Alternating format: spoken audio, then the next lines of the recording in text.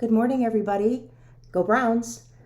It's Monday, October 5th, and I'm excited to read to you from Home of the Brave. I have another copy here. We just read what an experience Keck had as he went to school for the very first time in America, and I loved reading that section. He just finished eating French fries with ketchup. I'm on page 81, and the first chapter is titled Not Knowing. I see your cousin at the apartment sometimes, Hannah says. He's a very quiet guy. I have to think for a moment. To eat such happy food and think about words at the same time is much work. Ganwar, I say, has many stories. He seems kind of sad, Hannah says. I look at the fry in my hand with its shiny coat of red. I only want to eat and not to remember, but Hannah's words tug like tight rope on a calf's neck. Ganwar lost his father and sisters when the fighting came, I tell her. Hannah nods. Her eyes are blue and gray, or maybe green, I cannot be sure. I remember a kind doctor at the camp with such eyes.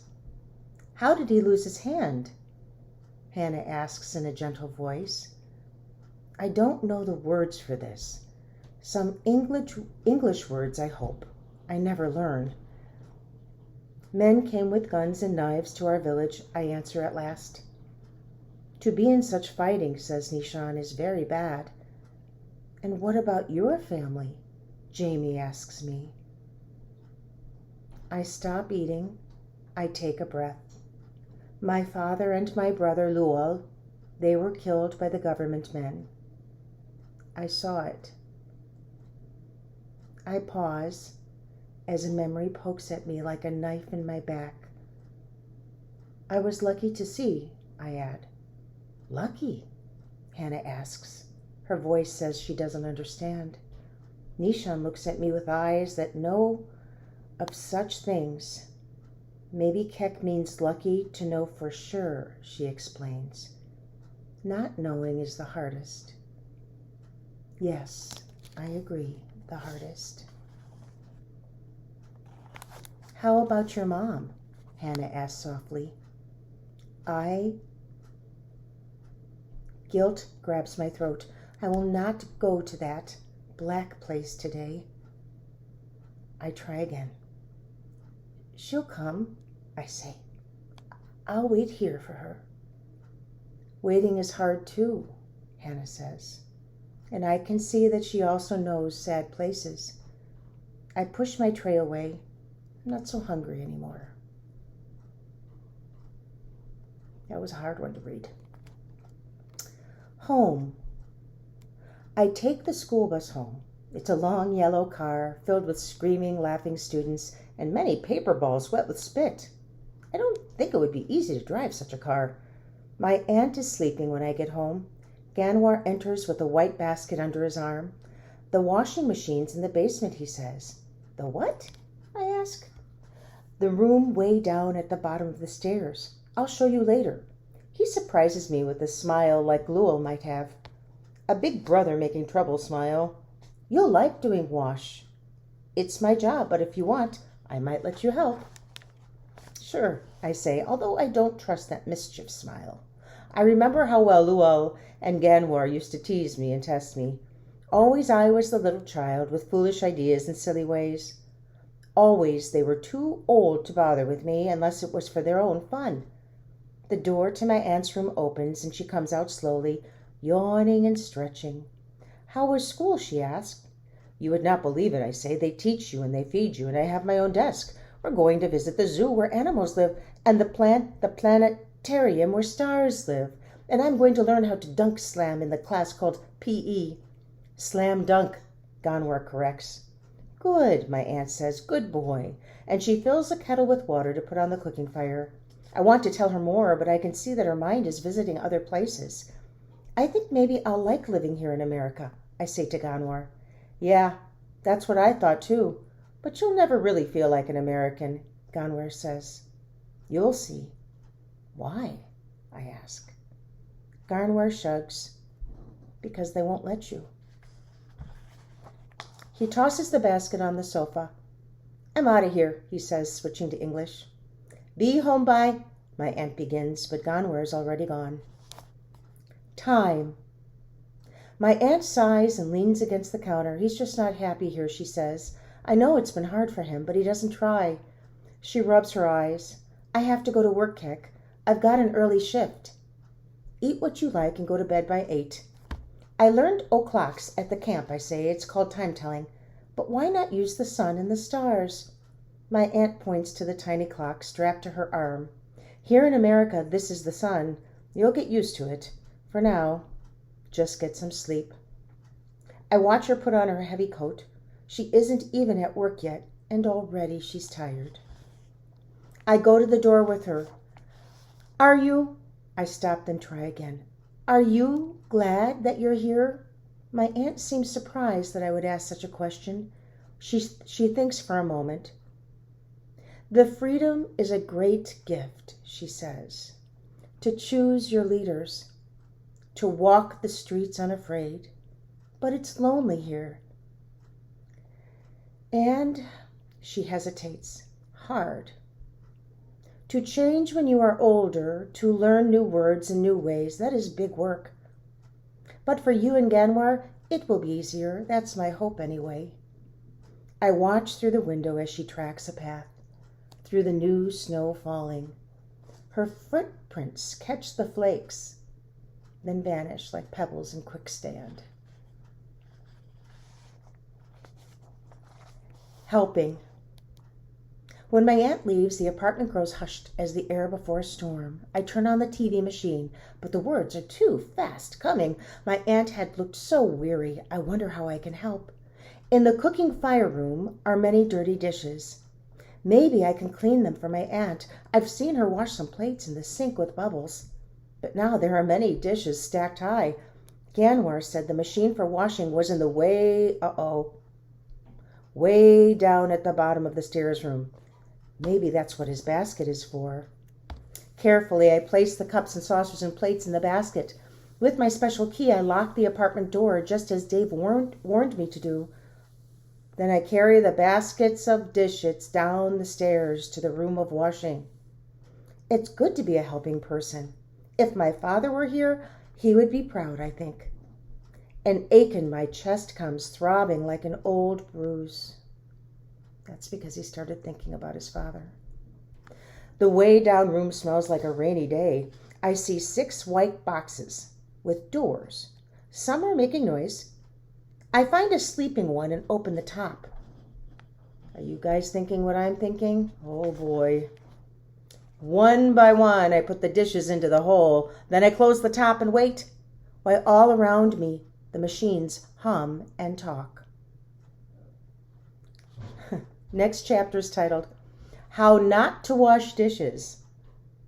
Just then, Hannah appears in the doorway. She's carrying a basket of clothes and a big red bottle. Hey, she said, what's up? I look at the ceiling.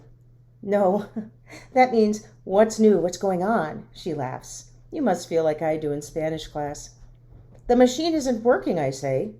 Did you put 4 quarters in? Hannah asked.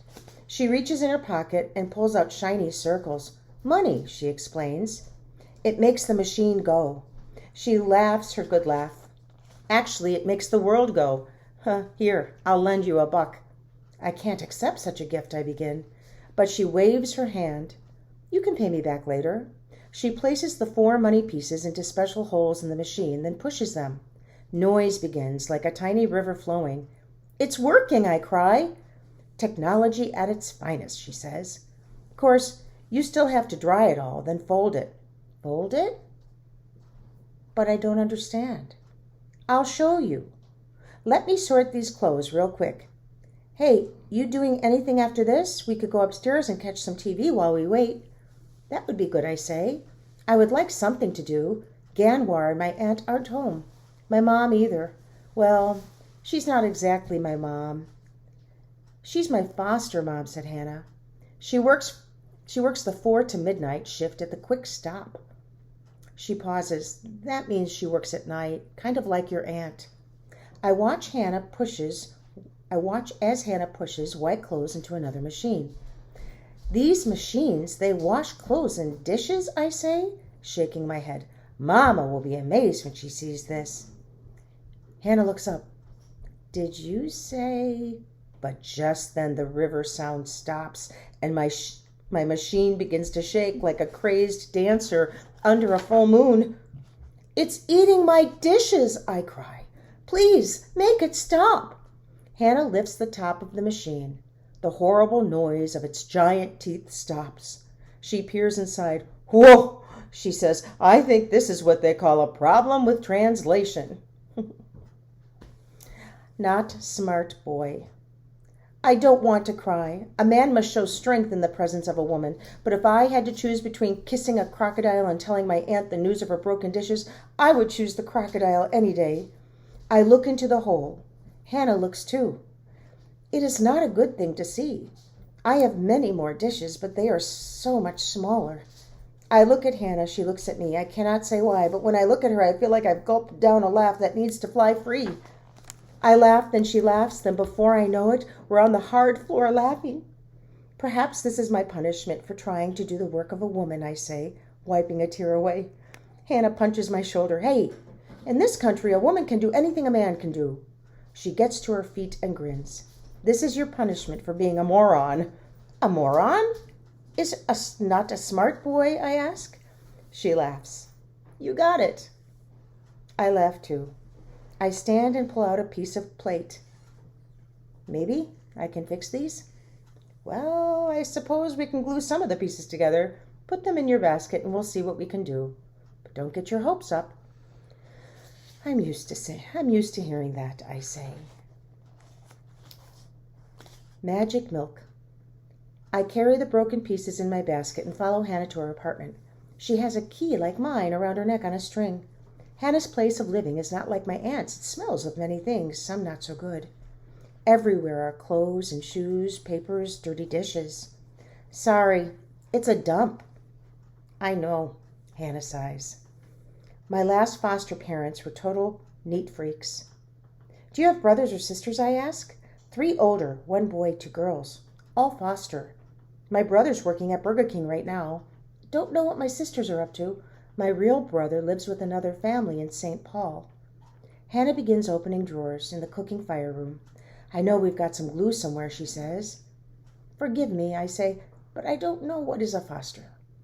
Foster family. You stay with them when your real family's messed up. My mom's in rehab and my dad's, well, he hasn't been around since I was a baby. She pauses. Sorry. I forget. It's hard to understand me sometimes. Rehab is where you go if you do too much alcohol or drugs. I have seen men in our village drink until they fall down and laugh too loudly, I offer. Hannah nods. Yeah, like that. Your mother will be well soon? I doubt it, she says. She looks at me. Her eyes are wet, just a little.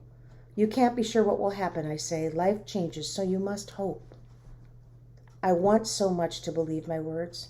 Hannah doesn't answer. She opens the tall, cold box. Want some chocolate milk? I know about chocolate. At the camp, a helper doctor gave me a small piece to try. This is what laughing tastes like, I told her. I would like the milk very much, I say to Hannah. I watch while she pours wondrous brown milk from a tall, thin box. In the camp, people told me America was a great country, I say, but I never dreamed you would have cows but I never dreamed you would have cows that give such milk. Hannah groans. The world's oldest joke, she says, but I don't understand her meaning. So the oldest joke is like, what kind of milk does a brown cow give us? Chocolate milk. That's the oldest joke. Where do you find this milk, I ask. Grocery store. I'll take you sometime. I take the bus there a lot. The yellow school bus? Nope. She shakes her head. City bus. I sigh. I'll never know all the things there are to know. Hannah tilts her head to one side. Don't worry. It'll get easier. I'll help you. How come you are so helping to me? I ask. Hannah thinks for a minute. I don't know. Guess I've moved around a lot myself. Not like you, but I kind of know what it's like to not know things. She clinks her glass against mine. Here's to crazy glue. I don't understand those words either, but I don't care. My mouth is too busy rejoicing. Well, girls and boys, I love reading to you. This is such a great book. It really gives us an idea of how someone else from a different country and culture has to try and fit in here. Well, we'll read more next time. Have a wonderful day, and hey, go Browns. Bye now.